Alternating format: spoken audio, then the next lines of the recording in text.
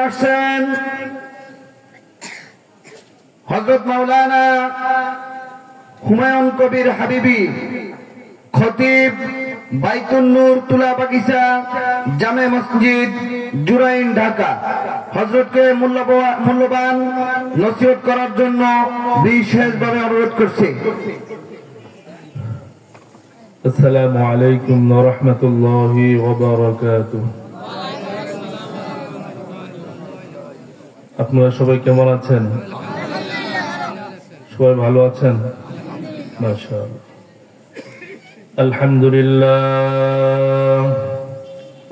আলহামদুলিল্লাহ নাহমাদুহু ওয়া নাস্তাঈনুহু ওয়া নাস্তাগফিরুহু ওয়া নু'মিনু বিহি ওয়া নাতাওয়াক্কালু আলাইহি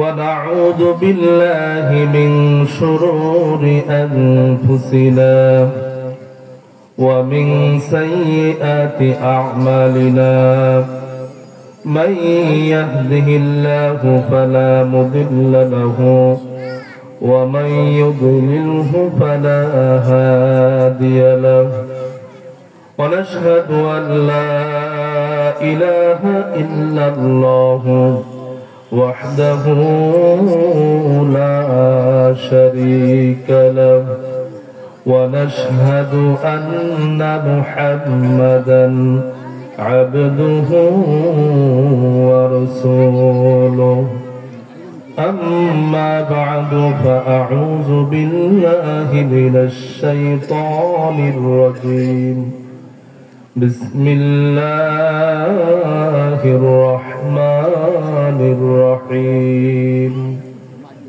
يا أيها الذين آمنوا اذكروا الله ذكرا كثيرا وقال رسول الله صلى الله عليه وآله وسلم لا يزال لسانك رطبا من ذكر الله وقال النبي صلى الله عليه وآله وسلم المجاهد من جاهد نفسه في طاعة الله وقال الله تعالى يا أيها الذين آمنوا صلوا عليه وسلموا تسليما محبت الشتى شكل جبان كل درود پڑھی اللهم صل على محمد وعلى آل محمد كما صليت على إبراهيم وعلى آل إبراهيم إنك حميد مجيد اللهم بارك على محمد وعلى آل محمد كما باركت على إبراهيم وعلى آل إبراهيم إنك حميد مجيد جبان كل ذكر كري لا إله إلا الله لا إله إلا الله لا إله إلا الله لا إله إلا الله لا إله إلا الله যার দিলে বয় আমার আল্লাহর ভয় ওই দিলওয়ালা নামাজি হয়। কথা ঠিক না বেঠিক? আল্লাহর ভয় না থাকলে সে নামাজি হতে পারে? যার দিলে বয় আমার আল্লাহর ভয় আল্লাহ আল্লাহ সব সময় মুমিন মুসলমান মুহাব্বতে বলো মুমিন মুসলমান মুহাব্বতে বলো আমারি আল্লাহর নাম লা ইলাহা ইল্লাল্লাহ লা ইলাহা ইল্লাল্লাহ লা ইলাহা ইল্লাল্লাহু মুহাম্মাদুর রাসূলুল্লাহ বালাগাল উলা বিকামালিহি কাশাফাত দুজা বিজামালিহি হাসনাত জামিউ খিসালিহি সাল্লু আলাইহি ওয়া আলিহি। আলহামদুলিল্লাহ। উপস্থিত অধ্যকার আয়োজিত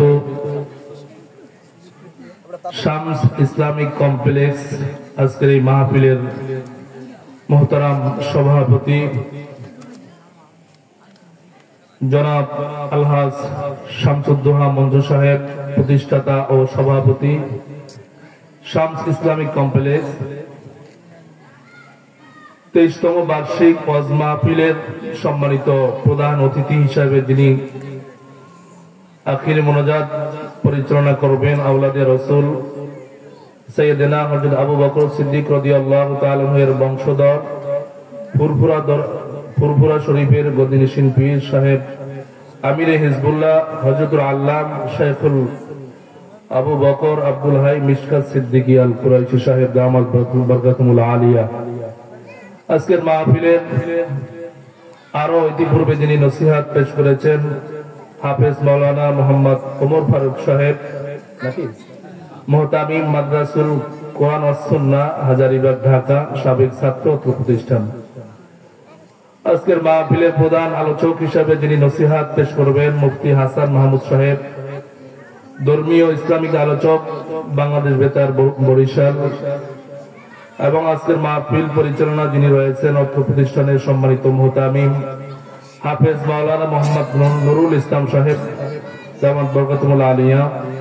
আমার সামনে উপস্থিত রয়েছেন দিন প্রিয়, ইসলাম প্রিয়, দিনদার ইমানদার আল্লাহর বান্দা এবং পর্দালের সম্মানিতা মা এবং বোনেরা। স্টেজে উপস্থিত রয়েছেন সাদা দাড়ি পেকা আমার মুরব্বী বাবাজিরা, ওলামায়ে কেরাম সহ আজিজ তলাবা। সকলের উপরে আমার আন্তরিক মোবারকবাদ জানাচ্ছি যে আল্লাহ সুবহানাহু ওয়া তাআলা আপনাকে আমাকে আজকের এই পবিত্র শাবান মাসের শেষ দিকে মাহে রমাদানুল মুবারক বরকতি, রহমতি এবং নাজাতের মাসকে সামনে রেখে আল্লাহ তাআলা আমাদেরকে দ্বীনি মজলিসে আসার তৌফিক দিয়েছেন। এজন্য কালেমাতুশ শুকর আদায় করি, বলি আলহামদুলিল্লাহ। সময় অল্প, খুবই সংক্ষিপ্ত সময়ে যতটুকু আলোচনার আমাকে সময় দেওয়া হয়েছে ইনশাআল্লাহ আমি ওই সময়ের ভিতরেই আমার আলোচনা শেষ করে দিব। তো আল্লাহর মেহেরবানি, আল্লাহ তাআলা আমাদেরকে দ্বীনি মজলিসে নিয়ে আসছেন, এজন্য আপনারা খুশি না বেজার? যারা এখনো আসতে পারে নাই বুঝতে হবে অনেকেই বেজার, কারণ খুশি হলে তো তারা দ্বীনি মজলিসে চলে আসতো, ঠিক না? আজকে মানুষ প্রতিযোগিতায় লেগে গেছে কে কার আগে জাহান্নামে যাবে। আজকে হাজার হাজার টাকা খরচ করে মানুষ কি করতেছে? গুনাহ কামাই করতেছে। হ্যাঁ, ক্রিকেট খেলা দেখার জন্য ঘন্টি দিবস আপনাদের এই অঞ্চলে নাই, আমাদের ঢাকা শহরে এই সাকরাইল নামক গজব দিয়া হাজার হাজার লাখ লাখ টাকা যুবকরা নষ্ট করতেছে। এমন এক যুগে, এমন একটা সময় আমরা চলে এসেছি যেই সময়টা ঈমান নিয়ে কবরে যাওয়াটা এরকম কঠিন হয়ে গেছে, যেমন জ্বলন্ত আগুন হাতের মুঠায় রাখা যতটা কষ্ট, তার চাইতেও বেশি কষ্ট হলো ঈমান রাখা। এজন্য আল্লাহর মেহেরবানিতে এখনো আমরা আল্লাহ তাআলার রহমতে অনেক ভালো আছি, কিন্তু সামনের প্রজন্মের অবস্থা খুবই করুণ, খুব করুণ হইতেছে। আমি আপনাদেরকে ভূমিকা ছাড়াই কিছু কথা আল্লাহ তাআলা বলার তৌফিক দিলে বলবো। আল্লাহ তাআলা তার হাবিব জনাবে মুহাম্মদুর রাসূলুল্লাহ সাল্লাল্লাহু আলাইহি ওয়াসাল্লামকে যখন মেরাজের রাত্রিতে, আপনারা মেরাজের ঘটনা শুনেছেন, আমি লম্বা কথা বলবো না, বোঝানোর জন্য কয়েকটা উদাহরণ টানতেছি। সেটা হচ্ছে আল্লাহ রাসূল সাল্লাল্লাহু আলাইহি ওয়াসাল্লাম যখন মেরাজের রাত্রিতে গেলেন, তো আল্লাহ তাআলা তাকে যখন উম্মে হানি রাদিয়াল্লাহু তাআলা আনহা এর বাসায় তিনি ছিলেন, সেখান থেকে হাতিমে কাবা, সেখানে তার বক্ষ বিদারণ করা হয়েছে, অর্থাৎ 3 বার তার সিনা চাক করা হয়েছে। কয়বার? একবার হলো একবারে শিশু বয়সে, আরেকবার যৌবন বয়সে, আরেকবার হলো মেরাজে আল্লাহর সাথে সরাসরি সাক্ষাতের সময়। সুবহানাল্লাহ বলবেন না? আল্লাহু আকবার। আমরা যেই ধর্মের লোক, আমরা কোনো অন্ধ ধর্ম নই, আমরা অন্ধে বিশ্বাসী নই, কারণ আমরা যেই নবীর উম্মত, সেই নবীকে আল্লাহ তাআলা সশরীরে স্বচক্ষে আল্লাহ তাআলা তাকে জান্নাত এবং জাহান্নাম দেখিয়েছেন। সুবহানাল্লাহ বলেন। এবং কোন গুনার কি শাস্তি হবে এটাও আল্লাহ তাআলা আল্লাহর হাবিবকে দেখিয়েছেন। তিনি দেখতেছেন যে মেরাজের রাত্রিতে যাওয়ার সময় তো আল্লাহ তাআলা জিবরাইল আলাইহিস সালাম এবং মিকাইল আলাইহিস সালাম এই দুইজন ফেরেশতার মাধ্যমে যখন তিনি বাইতুল মাকদিস পর্যন্ত গেলেন, তো এই যাওয়ার ওই মাকদিস পর্যন্ত পৌঁছার আগে আল্লাহ তাআলা তাকে জাহান্নাম দেখিয়েছেন। যখন তিনি বাইতুল্লাহ থেকে রওনা করলেন, বাইতুল্লাহ থেকে রওনা করার পরে বৃদ্ধ বেশে এক বুড়া আল্লাহর নবীকে ডাক দিলেন। বৃদ্ধ বয়সী, আপনারা যারা বয়স্ক তারা মনে কিছু নিয়ে যে আমাকে বয়সী মানুষ ডাক দিল। সঙ্গে যারা ফেরেশতারা ছিল তারা বলতেছে ইয়া রাসূলুল্লাহ ইয়া হাবিবাল্লাহ, ওই যে বৃদ্ধ ডাক দিয়েছে সাবধান, আপনি তার ডাকের জবাব দেওয়ার দরকার নাই, সামনে চলুন। কিছু দূর অগ্রসর হওয়ার পর বারকুন নামী, বারকুন শব্দের অর্থ বিদ্যুৎ, বোরাক, বারকুন থেকে বোরাক হয়েছে। বিদ্যুতের চাইতে অতি দ্রুতগামী যেই সওয়ারির পিঠে চড়ে আল্লাহ রাসূল বোরাকের পিঠে চড়ে তিনি বাইতুল্লাহ থেকে রওনা হয়েছিলেন, সেই বোরাকের পিঠে চলা অবস্থায় দ্বিতীয়বার আরেকজন বৃদ্ধর সাথে দেখা হয়ে গেছে। নবী ইয়া রাসূলুল্লাহ ইয়া হাবিবাল্লাহ, যখন আল্লাহর নবীকে ডাক দিলেন ফেরেশতা দুইজন বলতেছে ইয়া রাসূলুল্লাহ আপনি জবাব দিবেন না, সামনে চলুন। এরপর আল্লাহ তাআলা আল্লাহর হাবিবকে জাহান্নাম দেখিয়েছেন। জাহান্নামের ভিতরে রব্বি কারীম তার হাবিবকে দেখিয়েছে। এক শ্রেণীর ফেরেশতা, আযাবের ফেরেশতা, আল্লাহু আকবার, অনেক মানুষদেরকে, মহিলা পুরুষদেরকে এরকম পাথর দিয়ে তাদের মাথার উপরে বাড়ি মারতেছে।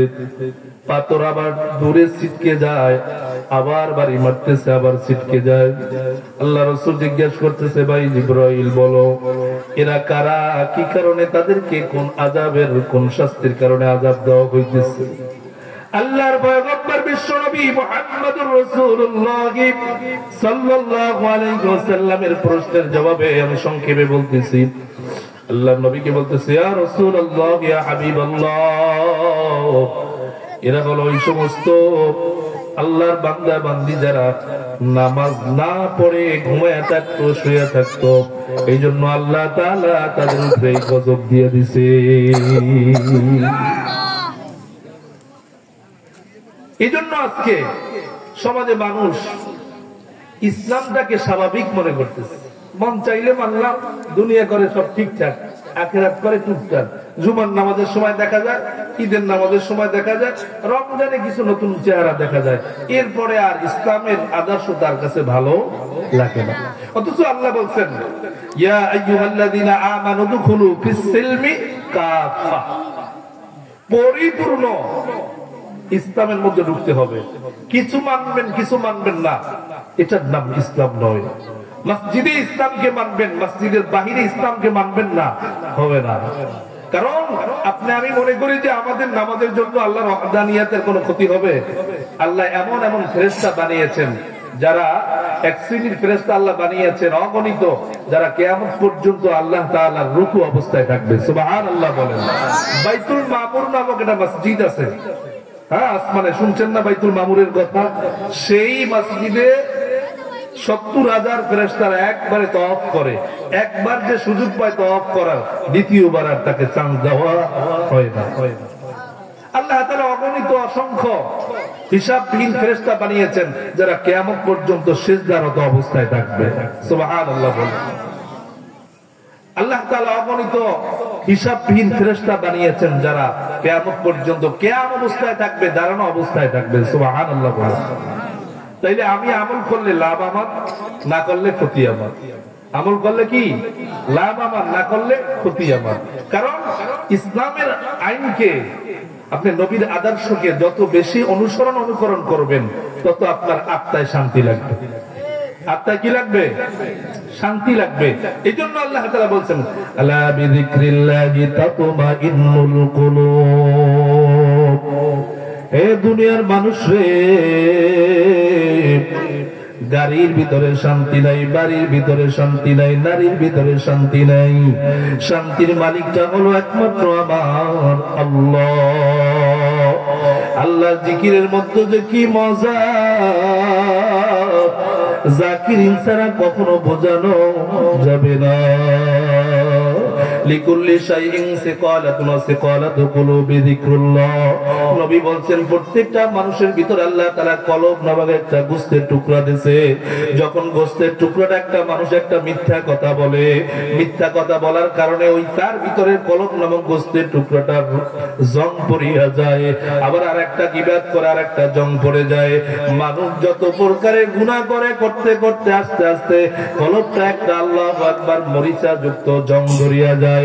যেমনি ভাবে আপনি গ্লাসের দিকে তাকাবেন, গ্লাস ঠিক আছে, কিন্তু গ্লাসের উপরে যদি ময়লা পড়িয়া যায়, ধুলাবালি পড়ে যায়, তাইলে সূর্যের সামনে ধরলে কিন্তু গ্লাসে টর্চ লাইটের মতো আলো দিবে না। কেন দিবে না? কেন দিবে না? গ্লাস তো ঠিক আছে, সূর্য ঠিক আছে, কিন্তু টর্চ লাইটের মতো যে একটা ফোকাস মারে, এই ফোকাসটা মারে না কেন? তখন একজন জ্ঞানী গুণী মানুষ, যার চক্ষু খোলা, যে বুঝবার মানুষ, ওই লোকটা বলবে গ্লাসের দোষ না, সূর্যের দোষ না, দোষ হলো তোমার ওই গ্লাসের উপরে আল্লাহু আকবার ধুলাবালি পড়ার কারণে গ্লাসের উপরে আবরণ পড়ে গেছে। এই আবরণ পড়ার কারণে গ্লাস থেকে টর্চ লাইটের মতো আলো বের হয় না। তুমি তাড়াতাড়ি ওই আবরণটাকে দূর করো, তাইলে দেখবার সূর্য থেকে এরকম আলো টর্চ লাইটের মতো একটা ফোকাস মারবে। যতক্ষণ তোমার এই আলো আল্লাহু আকবার ময়লা দূর না হবে, ততক্ষণ পর্যন্ত সেখান থেকে আলো ছড়াবে না। এ মুমিন মুসলমান আমার ভাই, দলমত নির্বিশেষে আমরা সবাই এক কথা একমত, আমরা নবীর উম্মত। কথা ঠিক না ঠিক? এক কথায় একমত, আমরা নবীর উম্মত। হে নবীর উম্মতের দল, হে বৃদ্ধ বাবাজি, আমার পর্দায় সম্মানিতা মা এবং বোনেরা, আমি গুনাহগার বলিয়া যাই। আপনারা আমার গুনাহ করতে করতে অন্তরের ভিতরে যে মরিচা পড়ে গেছে, এই মরিচা দূর করার জন্য যতগুলো যন্ত্র ঔষধ আছে, আফজলুল ইবাদাতি তিলাওয়াতুল কুরআন, আল্লাহু আকবার, আফজলুল যিকরি লা ইলাহা ইল্লাল্লাহ। আপনার আমার গুনাহের কারণে আজকে অন্তরের ভিতরে আল্লাহর প্রতি মায়া নাই। আর কিছু কিছু আল্লাহর খাঁটি বান্দা বান্দিরা আছে, যাদের সামনে মাওলার কথা নিলি কেমন যেন তাদের অন্তরের ভিতরে হিট করে। কথা ঠিক না ঠিক? আপনি আমি জাহান্নাম জান্নাতের বয়ান শুনলে কেমন যেন মজা তেমন পাই না, কিন্তু আল্লাহর খাঁটি আল্লাহওয়ালা পাগল, যাদের সাথে আমার মাওলার গভীর সম্পর্ক হইয়া গেছে, ওদের সামনে, ওই সমস্ত মুরব্বীদের সামনে, ওই সমস্ত আল্লাহওয়ালাদের সামনে আল্লাহর কথা বলার সঙ্গে সঙ্গে তাদের দিলের ভিতরে একটা কম্পন শুরু হইয়া যায়।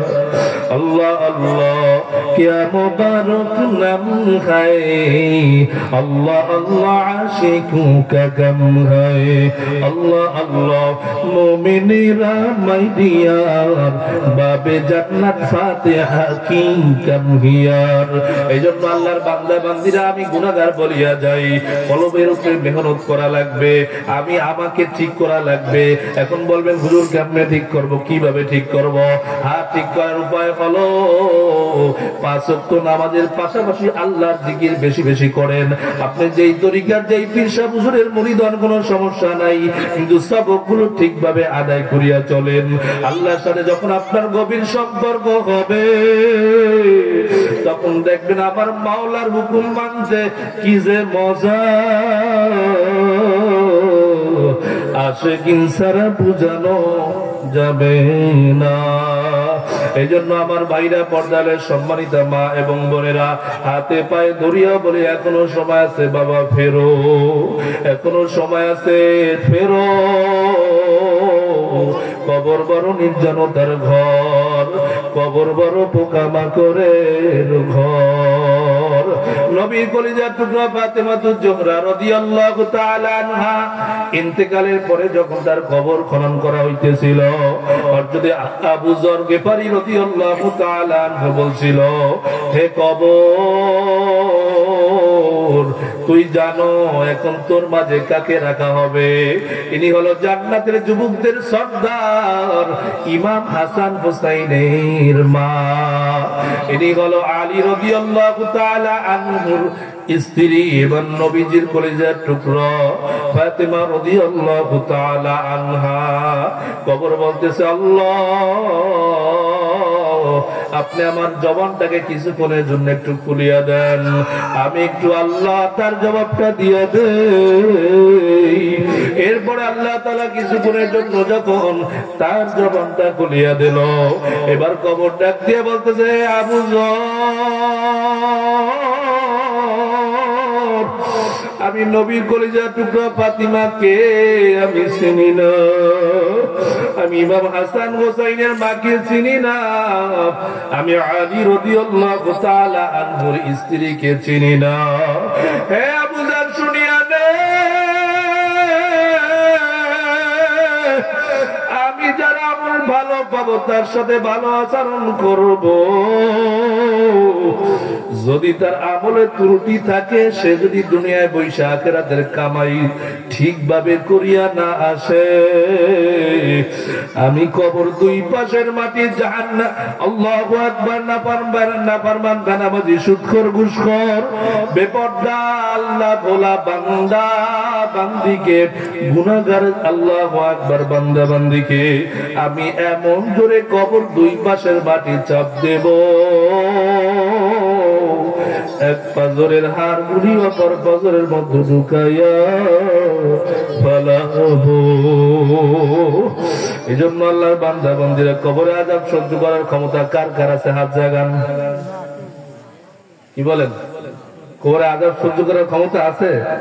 কোন মানুষের নাই, বরঞ্চ দুনিয়ার আল্লাহু আকবার, হাতে আগুন লাগলে হাত পর্যন্ত পুড়ে, কিন্তু জাহান্নামের ভয়ানক আগুনের অবস্থা কেমন আপনি জানেন নাকি?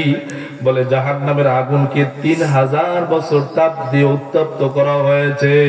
এরপরে জাহান্নামের আগুন, দুনিয়ার আগুন জ্বললে আলোকিত হয়, আলো হয়ে যায়, কিন্তু জাহান্নামের আগুনে আলো জ্বলবে না, কালো কৃষ্ণ বর্ণের হয়ে যাবে। জাহান্নামের আগুন যখন কোন মানুষের শরীরে লাগবে, আল্লাহু আকবার, জাহান্নামের আগুনের তাপে নারী বুড়ি ফসিয়া গলিয়া পেশা, আল্লাহু আকবার, আল্লাহু আকবার, আল্লাহু আকবার, পায়খানা রাস্তা দিয়া ঝুপ ঝুপ করিয়া পড়িয়া যাবে। সুম্মা লা ইয়ামুতু ফিহা ওয়া লা ইয়াহইয়া। মানুষ কবরে আযাব সহ্য করতে না পারিয়া বলবে, মালিক সহ্য হয় না, আমাদেরকে মাওয়াত দিয়ে দাও। দেখেন না, দুনিয়া অনেক মানুষ যখন ছেলে মেয়ের পেরেশানিতে পইরা যায়, ছেলে কথা শোনে না, মেয়ে কথা শোনে না, স্ত্রী কথা শোনে না, বিভিন্ন রকমের পেরেশানি ঝামেলা যখন মানুষের মাথায় একত্রিত হিট করে, তখন মানুষটা বলে আমার মরলেই ভালো হইতো। বলে কি বলে না? আমার মরলেই ভালো হইতো, কারণ সে মনে করছে মইরা গেলে মনে হয় সবকিছু পাইছা গেলাম। এরকম দুনিয়ায় যেমন কষ্ট সহ্য করতে না পাইরা মানুষ মৃত্যু কামনা করে, ঠিক তদ্রুপ আল্লাহু আকবার, আল কবরু রাযাতুম মিন রিয়াদিল জান্নাহ আও হুফরাতুম মিন হুফারিন নার। কোন কোন মানুষের কবরটা একটা জান্নাতের বাগান হয়ে যাবে, সুবহানাল্লাহ বলেন। আবার কোন কোন মেয়ে লোক পুরুষ বেনামাজি আল্লাহ বলা গুনাহগার বান্দা বান্দির কবরটা জাহান্নামের আগুনের গর্ত হইয়া যাবে। হে আল্লাহর বান্দারা, হে আল্লাহর বান্দারা, দিলটাকে নরম করিয়া শোনো। আল্লাহু আকবার। কোন ব্যক্তিকে যখন কবরে রাখা হয়, মিনহা খালাকনাকুম ওয়া ফিহা নুঈদুকুম ওয়া মিনহা নুখরিজুকুম তারাতান উখরা। তোমাকে এই মাটিতে রাখা হলো, এই মাটি থেকে তোমাকে বানানো হয়েছে, আবার এই মাটিতে রাখা হলো, তারাতান উখরা, আবার তোমাকে এখান থেকে উঠানো হবে। আল্লাহু আকবার, আল্লাহু আকবার। হাদিসের মধ্যে আমার আল্লাহর পয়গম্বর বলেন, যখন মানুষ দাফন কাজ শেষ করিয়া যায়, মানুষ যাওয়ার সময় তাদের পায়ের স্যান্ডেলের জুতার আওয়াজ ওই কবরে যেই লোকটাকে রাখা হয়েছে সে শুনতে পায়। আল্লাহ আল্লাহ আল্লাহ আল্লাহ আল্লাহ। যখন ওই কবরে রাখা হবে। আল্লাহু আকবার। দুনিয়াতে যারা 5 ওয়াক্ত নামাজ পড়ছে, দুনিয়াতে যারা ঠিকভাবে 30টা রোজা রাখছে, দুনিয়াতে যারা দান সদকা করছে, দুনিয়াতে যারা উলামায়ে কিরামদেরকে নবীর ওয়ারিস মনে করে তাদেরকে ভালোবাসে, হে আল্লাহওয়ালারা একটু মন দিয়া শোনেন, আপনি কবরে যাওয়ার পর আপনার নামাজের সওয়াব আপনার এক পাশে এসে দাঁড়ায় যাবে, রোজার সওয়াব আরেক পাশে এসে দাঁড়ায় যাবে, কোরআন তেলাওয়াতের সওয়াব মাথা বরাবর এসে দাঁড়ায় যাবে, অন্যান্য নফল নামাজ দান সদকা জিকির আজকার এই সমস্ত সওয়াবগুলো নেককার বান্দা বান্দির কবরে এসে চতুর্পাশ দিয়া বেষ্টন করিয়া ফেলাইবে। তখন যখন মুনকার নাকির দুইজন ফেরেশতা মান রব্বুকা মা দীনুকা মান নাবিয়ুকা, তোমার রবকে, তোমার দিন কি, তোমার নবীকে, 3টা প্রশ্নের জন্য আসবে। আসার পর আয়েশা দেখবে এই আব্দুল্লাহ, আব্দুর রহমান, রহিমা খাতুন, এই আল্লাহর বান্দা বান্দিরা দুনিয়াতে জাহান্নাম না দেখা, জান্নাত না দেখা, আমার আল্লাহকে না দেখা শীতের ভিতরে, খনখনে শীতের ভিতরে আরামের ঘুমটাকে হারাম করিয়া ফজরের নামাজ কাজা করে নাই, রমজানের রোজা রাখার এক কথায় সে সমস্ত আমল কইরা গেছে। যখন আল্লাহু আকবার সমস্ত আমল তাকে চতুর্পাশ দিয়ে বেষ্টন করিয়া ফেলাবে, আল্লাহু আকবার আল্লাহ বলবে, আল্লাহর তরফ থেকে গাইবে আওয়াজ আসবে, হে ফেরেশতারা যা যা যা, আমার বান্দা বান্দি দুনিয়াতে আমাকে দেখে নাই, আমার হাবিবকেও দেখে নাই, জান্নাতও দেখে নাই, জাহান্নামও দেখে নাই, বরং টুপি মাথায় দেওয়ার কারণে মানুষ তাদেরকে দিকপনি কাটছে। কথা ঠিক না ঠিক? লম্বা জামা গায়ে দেওয়ার কারণে তাদেরকে মৌলবি বলে গালি দিয়েছে, লম্বা দাড়ি রাখার কারণে বলে বড় হুজুর হুজুর হয়ে গেছো নাকি, এরকম কথা বলে কি বলে না। তারপরে নবীর সুন্নতকে ছাড়ে নাই, গোপনে প্রকাশ্যে চোখের পানি ফেলাইছে। আমি আল্লাহর জন্য আমার বান্দা কখনো আল্লাহু আকবার চরমনের ময়দানে গেছি, কখনো জনপুর গেছে, কখনো ছাড়ছি না রহমাতুল্লাহ আলাইহির দরবারে গেছে, কখন আল্লাহু আকবার ফুরফুরা শহীদ হুজুরের হাতে ভাত নিয়ে বায়াত নিছে, আল্লাহ ওয়ালাদের সাথে সম্পর্ক রাখছে। যা যা আমার বান্দাকে আর বিরক্ত করিস না, দূর থেকে সওয়াল কইরা চলে যা। যখন দূর থেকে সওয়াল করবে মান রব্বুকা, যেই বান্দা বান্দি দুনিয়াতে রবের হুকুম ঠিকভাবে পুরা করছে, কিছু মানছে কিছু মানছে এমনটা না, পুরাপুরি ভাবে রবের হুকুম মানছে, মান রব্বুকা তোমার রবকে, তখন বলবে রব্বি আল্লাহ, আমার রবকে। তোমার দিন কি, যে দিন ইসলামকে তার আদর্শ মনে করছে, যে ইসলামকে তার সামাজিক জীবনে চালাইছে, পারিবারিক জীবনে সেই ইসলামের বিধান অনুযায়ী চলছে, বিবাহ শাদী কথাবার্তা লেনদেন মুআমালাত মুআশারাত সর্বলাইনে যে ইসলামের আদর্শ অনুসরণ করছে, মান আহাব্বা সুন্নতি ফাকাদ আহাব্বানি ওয়া মান আহাব্বানি কানা মাই ফিল জান্নাহ। আল্লাহর নবী বলেন, আমার সুন্নতকে যারা ভালোবাসলো তারা যেন আমি নবীকে ভালোবাসলো, আর যারা আমি নবীকে ভালোবাসবে তারা আমি নবীর সাথে জান্নাতে থাকবে। সুবহানাল্লাহ বলেন। তোমার দিন কি, যে দুনিয়া ইসলামকে তার মনে প্রাণে কাজে কর্মে ইসলামকে প্রাধান্য দিয়েছে, ইসলাম বন্দীদেরকে আন্তরিক ভাবে ভালোবাসছে। ভালোবাসা দুই প্রকার, একটা মুনাফিকি ভালোবাসা আর একটা হলো অন্তরের ভালোবাসা। কথা ঠিক না ঠিক? হুজুর আপনাকে যথেষ্ট পরিমাণ ভালোবাসি, কিন্তু ভালোবাসা এটা ছোটের জিনিস, কিন্তু হুজুরে যে কোরআন হাদিসের কথা বলে এগুলো হুজুর মানা সম্ভব না।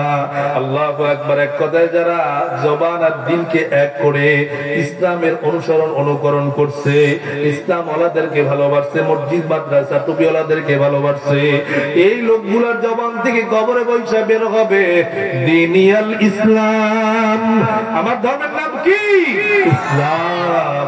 এরপরে বলবো ওই যে ব্যক্তি, ওই হাজার রজুল, ওই ব্যক্তি সম্পর্কে তোমার কি ধারণা? আল্লাহু আকবার। যে নবীর আদর্শকে অনুসরণ করছে, আমার নবীর টুপি মাথায় দিছে, নবীর লম্বা দাড়ি গলা এরকম গালের ভিতরে চেহারার ভিতরে লম্বা দাড়ি লাগাইছে, লম্বা নেস পোশাক লাগাইছে। এক কথায় নবীর আদর্শকে যারা অনুকরণ করছে, আন্তরিক ভাবে নবীকে যারা ভালোবাসছে, বল বলবে হাযা নাবিয়ুনা মুহাম্মাদুর রাসূলুল্লাহ সাল্লাল্লাহু আলাইহি ওয়াসাল্লাম, ইনি হলো আমার মায়ের নবী মুহাম্মাদুর রাসূলুল্লাহ সাল্লাল্লাহু আলাইহি ওয়াসাল্লাম। তখন আসমান থেকে একটা ঘোষণা আসবে, শুনবেন? আল্লাহু আকবার। আসমান থেকে হে মুমিন আপনার জন্য ঘোষণা আসবে, আল মুমিনু তুহফাতুল মাউত। আমরা কেউ মরতে চাই না, কি বলেন? চাই? আমরা কেউ মরতে চাই না, কিন্তু নবীজি বলছেন আল মুমিনু তুহফাতুল মাউত, মৃত্যুটা মুমিনের জন্য হাদিয়া স্বরূপ। মুমিন মৃত্যুবরণ করবে, তিন কাজে কখনো দেরি করতে নাই। কয় কাজে? তিন কাজে দেরি করতে নাই। এর ভিতরে একটা হলো মানুষ মরে যাওয়ার পরে তারে দ্রুত কফিন করিয়া জানা আল্লাহু আকবার গোসল করে জানাজা পড়ে তাকে তাড়াতাড়ি দাফন করা, এই কাজে দেরি করতে নাই। আল্লাহু আকবার। দুই নম্বরে হলো নামাজের আযান হয়ে গেলে আল্লাহু আকবার যত দ্রুত সম্ভব নামাজটাকে আদায় করে নেওয়া, এই কাজে দেরি করতে নাই। তিন নম্বরে হলো কোন যুবতী মেয়ের জন্য যদি উপযুক্ত পাত্র মিলিয়ে যায় তাইলে তারে তাড়াতাড়ি বিবাহ দিয়ে দাও, এটা আমার নবীর সুন্নাত। কারণ আপনি যেই লোকটাকে মৃত্যুর পরে আপনি যেই লোকটাকে 1 ঘন্টা 12 ঘন্টা 13 ঘন্টার জন্য বসায় রাখছেন, আপনি তার হক নষ্ট করতেছেন। বলবেন হুজুর এটা কেমনে? কারণ সে দুনিয়াতে 40 60 80 বছর কষ্ট করছে, সে নামাজ বাদ দেয় নাই, সে রোজা বাদ দেয় নাই, সে হালাল হারামকে তমিজ করিয়া চলছে, সে তাহাকিক করিয়া জীবনকে চালাইছে।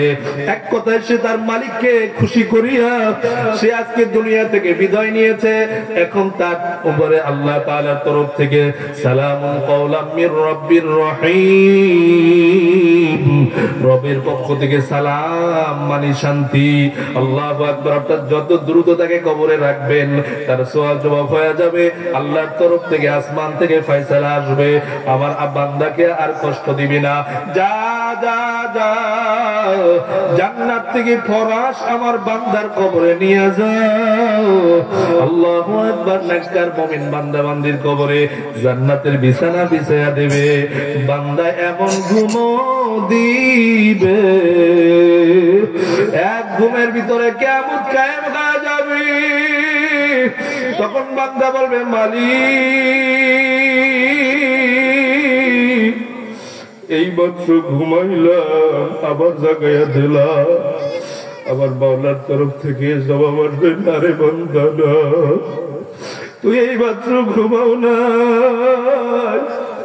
বরং তুই কবরে আসার পর হাজার হাজার বছর চলিয়া গেছে,